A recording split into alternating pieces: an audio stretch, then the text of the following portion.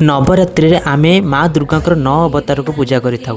हेले एई 9 अवतार एक कन्या संतानर जन्म अवस्था वृद्धा अवस्था पर्यंत सूचित करिथाय। प्रथम रे माता शैलपुत्री जे कि कन्यार जन्म अवस्था को सूचित करिथाय। एही अवस्था रे से एक कोमलमयी शिशु रूप में वर्णना करा जायथाय।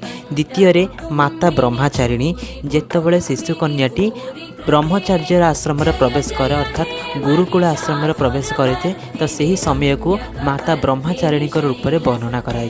तृतीय रे हेउछती माता चंद्रघंटा जहाँकर 10टी हाथ अच्छी। जेतेबेले कन्याटी गुरुकुल आश्रम बाहरी समस्त विद्यार अधिकारिणी होइते एवं विवाह योग्य होइते सही कन्या को ही माता चंद्रघंटा रूप में वर्णना करा जायथे।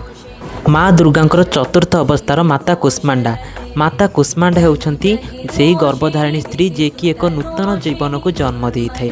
एहा परे माता दुर्गांकर पंचम अवतार माता स्कंद माता जे कि एक मार प्रतीक भाव में वर्णना करा जायथे। एही समय रे से एक नवजात शिशु को जन्म देई थाए।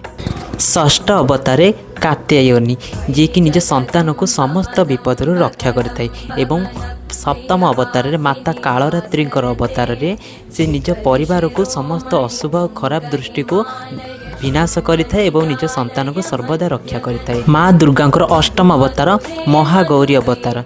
यही अवतार रे माँ निज संतान मान को आशीर्वाद एवं दीर्घायु प्रदान करिथांती एवं परिवार को सुख और शांति और समृद्धि मध्य आनिथांती।